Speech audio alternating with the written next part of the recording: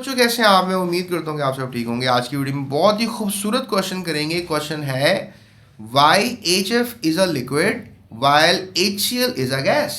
कि HF जो है वो लिक्विड है और HCl जो है वो गैस है। इसके आंसर को मालूम करते हैं। अब देखो ये जो HF और HCl की कहानी है ना कि दोनों एक लिक्विड और एक गैस है, यानी कि आपको बताया ही जा रहा है, क्वेश्चन में बताया जा रहा है कि HF जो है वो क्या है, लिक्विड है, और HCl गैस होती है। क्वेश्चन में भी बता दिया गया उनकी स्टेट ऑफ मैटर का, यानी कि आपको HF वो कह रहा है कि ये क्या है, लिक्विड है, ये लिक्विड फॉर्म में एग्जिस्ट करता है। HCl फिर गैस क्यों है? अब ये सबसे पहली बात तो ये कि कंपैरिजन ही क्यों किया उसने, ठीक है ना।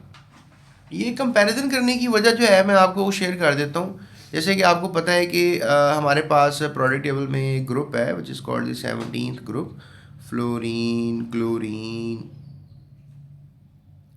ब्रोमीन, आयोडीन और एस्टेटिन। अब हाइड्रोजन सबके साथ लगाएंगे तो सबके साथ HF, HCl, HBr, AHI और HAT बन जाएगा ना। Hydrofluoric acid, hydrochloric acid, hydrobromic acid, hydro iodidic acid. लेकिन कंपैरिजन किस में किया जा रहा है? सिर्फ पहले दो में, कि भाई HF जो है वो लिक्विड है और HCl जो है वो गैस है। तो कंपैरिजन सिर्फ इन दोनों का ही किया जा रहा है, बाकियों का नहीं किया जा रहा। तो बनता है ना कंपैरिजन, क्योंकि ग्रुप में अगर ये लिक्विड फॉर्म में HF एग्जिस्ट करता है तो HCl को भी, हमने कहा ना ग्रुप में प्रॉपर्टीज जो है सिमिलर प्रॉपर्टीज होती हैं।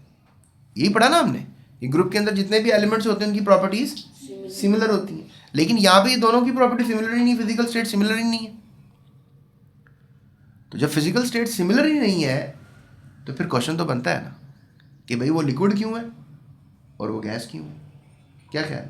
चले इसका हम जवाब देते हैं।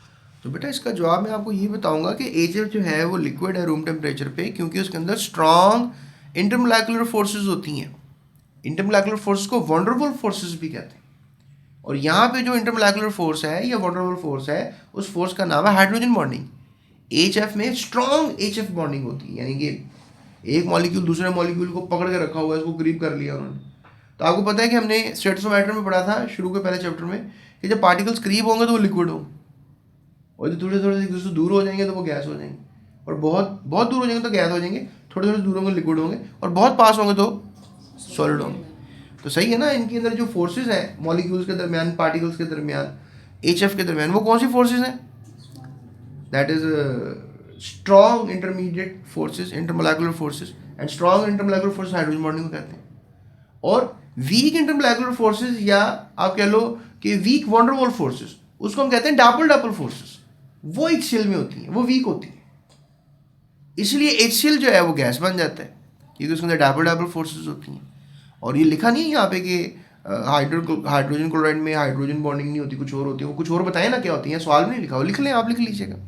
वो कौन सी बॉन्डिंग होती है, कौन सी फोर्सेस होती हैं? Double forces. HCl में डाबल फोर्सेस होती हैं। इनके मॉलिक्यूल्स के दरमियान अट्रैक्शन कम होती है, इसलिए गैस बन जाते हैं, और वहाँ पर वो मॉलिक्यूल क्या बन जाते हैं? लिक्विड बन जाते हैं।